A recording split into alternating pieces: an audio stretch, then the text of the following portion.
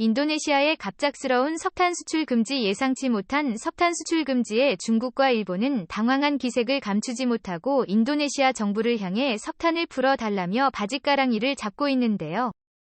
반면 한국은 에너지 대란에도 휩쓸리지 않고 오히려 이득을 보게 되었다고 합니다. 인도네시아 덕분에 강원도 탄광도시가 대박을 맞이하게 되었다고 하는데요. 대체 어떻게 된 일인지 지금부터 관련된 내용에 대해 자세히 설명해 드리겠습니다. 에너지 주권. 2006년 세계재생에너지위원회 의장인 독일인 헤르만 셰어는 에너지 주권이라는 저서를 내며 한 국가에게 있어 에너지 역시 주권의 영역이며 이를 소홀히 할 경우 패권에서 밀릴 수밖에 없다는 것을 밝혔습니다. 그가 2006년 쓴 내용처럼 에너지 주권을 지킬 수 있는 국가와 아닌 국가 사이의 차이가 극명하게 나누고 있습니다. 세계의 절반 이상을 차지하며 잘 나갔던 유럽 국가들은 러시아가 천연가스 밸브를 잠근 직후 추위에 떨어 불도 못 튀는 상황이 되었으며 GDP 위로 상승하며 미국과 패권 경쟁을 벌이대던 중국은 호주와의 갈등으로 인해 석탄 수급이 어렵게 되자 석탄을 포함한 화석연료 공급이 부족해져 자원을 구걸함에 다니는 등 120년대 들어 가장 중요한 것이 무엇인지 일깨워졌습니다. 자원을 쥐고 있는 국가가 21세기의 최강대국이 될 수 있으며 자원을 관리하는 것으로 충분히 영향력을 행사할 수 있다는 것을 말이죠. 각국은 이제 자원의 중요성을 깨닫고 자신이 소유한 자원을 관리하기 시작했습니다. 자원민족주의라는 말이 돌 정도로 자원 보유국들은 자원 수출에 민감해졌죠. 최근 인도네시아가 자국 석탄 수출 금지령을 내리며 자원시장에 또 한 번 쇼크를 가져다 주었습니다. 많은 양의 석탄을 인도네시아를 통해 공급받던 국가들은 인도네시아의 행보에 소스라치게 놀라며 자원 공급을 요청했는데요. 하지만 이에 아랑곳하지 않고 인도네시아는 1월 한 달간 석탄 수출을 금지하는 명령을 내리며 자국 자원 보호를 위해 어쩔 수 없는 결정이었다며 자원의 중요성을 다시 한번 일깨워 주었습니다. 인도네시아 정부는 발전소 공급에 들어가는 석탄 가격을 톤당 최대 $70로 제한하며 석탄 공급업체를 향해 가격을 일정하게 유지할 것을 권했다고 합니다. 그러나 석탄 생산업체들은 정부의 가격 제한 명령에 불만을 품어왔죠. 그보다 훨씬 비싼 가격으로 중국을 비롯한 해외 국가에 석탄을 팔 수 있었음에도 불구하고 정부가 이를 막아서자 인도네시아 석탄업체들은 몰래 석탄을 팔기로 마음을 먹었다고 합니다. 이를 지켜보던 인도네시아 정부가 참지 못하고 석탄 보유를 위해 칼을 빼든 것이 수출 제한의 배경이라고 하죠. 이미 인도네시아는 비슷한 자원 제한을 한 전적이 있어 이번 수출 제한이 장기화될 것으로 전망한 얘기들이 많은데요. 과거 인도네시아 정부는 이렇게 자원 수출을 금지하면서 니켈 가격을 폭등하는 데 기여한 바 있습니다. 첨단 기기에 니켈이 사용되는데 니켈 가격이 폭등하자 IT 업계에서 니켈 대체품을 찾는데 엄청난 비용이 들었다고 하죠. 인도네시아의 갑작스러운 결정에 가장 당황한 두 국가 중국과 일본은 인도네시아를 달래기 위해 나섰다고 합니다. 올겨울 자원 부족으로 인해 비싼 연료값을 지불하고 있는 두 국가에게 이번 사태는 그냥 넘어갈 문제가 아니었죠. 일본은 인도네시아에게서 석탄을 주로 수입하고 있었는데요. 인도네시아 석탄 수출량 6억 톤을 기준으로 일본의 14.51%를 수입 석탄 수급에 있어 상당 부분을 인도네시아에 의존하고 있는 것을 알 수 있습니다. 현재 인도네시아 주재 일본 대사는 인도네시아 정부를 향해 강한 규탄을 하며 매월 200만 톤의 석탄을 인도네시아에게서 수입하는데 이를 대체할 수입선도 거의 없는 상태라며 이는 일본 경제를 옥죄는 일이라고 하는데요. 국민이 일선까지 미칠 수 있는 이번 수출 금지를 풀어달라며 애걸하고 있습니다. 일본은 최근 친환경 에너지 사업을 지속적으로 추진하겠다고 밝히며 석탄을 사용하지 않는 원자력 및 친환경 풍력 태양력 사업에 중점을 두겠다고 말했는데요. 하지만 주위에서는 석탄을 올려 수입에 열을 올리며 해외 발전소를 통해 에너지 수급을 하고 있었다는 사실이 드러났습니다. 방글라데시 마타하리 석탄 발전소를 비롯해 인도네시아인들 하마 석탄 발전소에 일본의 돈이 들어가고 있으며 일본은 여기서 나온 석탄 원료를 몰래 수입해 일본 에너지를 충당하고 있었죠. 게다가 요소수 부족으로 인해 일본도 날린 상황에서 누소설을 생산할 수 있는 원료인 석탄이 부족한 것이 드러나 석탄 수급이 지금보다도 훨씬 많이 필요하다는 진실이 밝혀졌습니다. 이를 제대로 해결하지 못하면 물류가 마비될 정도인데요.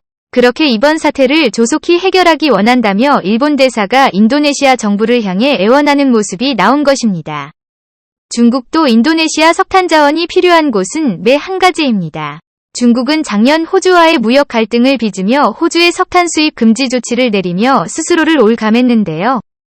그 결과로 중국 전체 산업이 제대로 돌아가지 않을 정도였으니 에너지 확보에 대해 그 어떤 국가보다도 맹렬했습니다. 인도네시아 석탄은 호주에게서 수입할 수 없는 석탄이라 상당 부분을 보충할 수 있는 중요한 자원으로 중국의 아킬레스건이라 할 수 있죠. 그런데 이 자원을 수입할 수 없게 되면서 중국 산업이 또 한 번 위기를 맞게 되었습니다. 작년 기준 인도네시아가 중국에 수출한 석탄 수출량 비중을 살펴보면 무려 26.51%에 달하는 양으로 전체 6억 톤 중 약 30% 가까이가 중국에서 소비되는 것을 알 수 있습니다. 중국 대사가 인도네시아 고위 관료들을 직접 만나며 자원 외교에 나섰죠. 인도네시아는 자국의 급한 사정을 이유로 중국 대사를 거부하면서 자원이 급한 나라들을 대상으로 저울질에 들어갔습니다.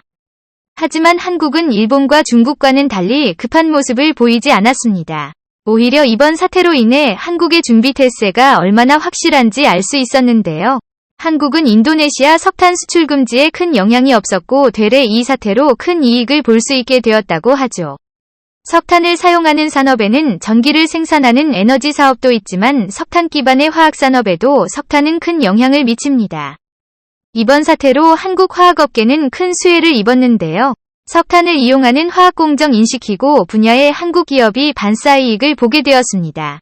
폴리염화, 이들을 생산하는 하나솔루션과 LG화학의 경우 속단 부족으로 곤란한 상황이 중국을 제치고 PVC 생산에 박차를 가해 지배적인 시장 위치에 중국 업체를 제치고 생산량 1위를 거머쥘 수 있게 되었습니다. 철강 산업으로도 유명한 대한민국 철강업계 역시 석탄 문제를 두고 이번 사태가 큰 영향이 있을 것으로 분석했으나 막상 살펴보니 철강업계와 큰 연관이 없는 것으로 드러났습니다. 인도네시아 수출 금지가 오히려 이들에게 기회가 되었다고 하죠. 포스코와 현대제철 등 철강 대표업체는 철강 제조에 사용되는 여종탄이 수입 금지가 된 곳이 아니라 발전용 석탄으로 사용되는 욕정탄과 갈탄이 수출 금지가 된 것으로 드러나 철강 제조 스케줄에는 이상이 없을 것으로 바라봤습니다. 그리고 이미 올해 1, 2월분을 다른 곳에서 수입했기에 수요와 공급 측면에서 공장은 정상적으로 가동되고 있으며 인도네시아 석탄은 단기만이 아니라 장기적으로도 큰 문제가 아니라고 지적했죠. 오히려 한국에게 큰 기회가 열렸는데요. 최근까지만 하더라도 한국에게 있어 석탄 산업은 사양 산업이었습니다. 현재 운용되고 있는 석탄 광산은 총 4군데로 태백과 삼척전라도 화순군에 위치한 곳이 명맥을 이어갔습니다. 특히 현재도 많은 이들이 석탄을 캐고 있다는 장성 광업소의 경우 석탄 수요의 부족과 친환경 에너지 바람 때문에 2014년까지 폐광해야 한다는 소리가 나올 만큼 위기에 봉착해 있었습니다. 그런데 이번 인도네시아 석탄 수출 금지 사태가 호재로 작용하면서 에너지 주권에 대한 인식과 아직까지도 석탄을 가지고 있어야 한다는 우려가 겹쳐 한국 광산 산업에 대한 투자가 필요하다는 여론이 생겨났습니다. 석탄 수입을 늘리고 현재 관리 중인 광업소를 잘 유지해야 할 필요성이 생긴 것이죠. 과거 2030년까지 장성광업소를 비롯한 석탄 광산들을 차례대로 폐광일을 관광자원으로 새로 사용하거나 새로운 형태로 산업인력을 돌린다는 계획을 세웠는데 이 계획이 순식간에 아무런 소용이 없게 된 것입니다. 이에 더 나아가 신규 수요까지 확보하면서 태백을 비롯한 광산에서 캐낸 석탄을 외국으로 수출할 수 있는 길이 열렸는데요. 가장 중요한 수출처인 중국을 대상으로 한국 석탄을 수출할 길이 열린 곳입니다. 소문이 퍼지면서 강원도 정선에는 많은 사람들이 몰리며 한국 석탄값이 수백 배나 상승했다고 합니다. 불가능이라고 여겼던 한국 석탄이 초대박을 맞이하게 된 것이죠. 그 기간 동안 한국 석탄을 중국이 소비할 수 있어 광업에 종사하는 이들이 계속해서 자신의 생업을 이어갈 수 있게 되었습니다. 에너지 주권을 챙기면서 신규 수출 장소까지 마련하면서 이제까지 암울했던 강원도 광산 도시들은 새로운 활력을 얻게 되었습니다.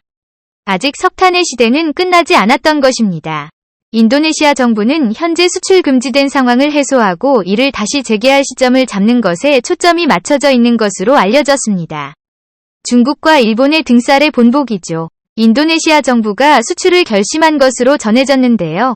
하지만 이것도 잠정 예측일 뿐 인도네시아가 이를 거부한다면 사정은 달라질 수 있죠.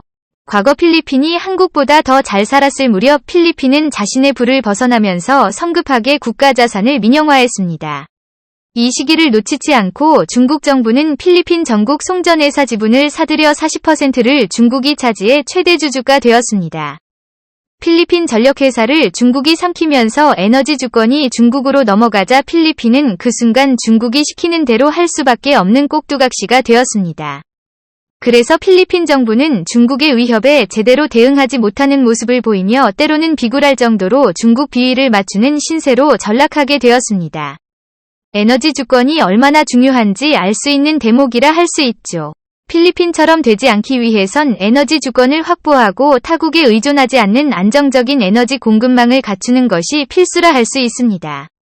다행히 한국은 에너지 주권을 챙기며 당당한 모습을 보이고 있는데요. 앞으로도 타국의 에너지 정책에 휘둘리지 않고 자신만의 정책을 고수할 수 있기를 바라며 친환경 에너지 싸움에서 한국이 승리해 미래 에너지 사업에서 선도적 위치에 자리 잡기를 진심으로 기원하겠습니다. 시청해주셔서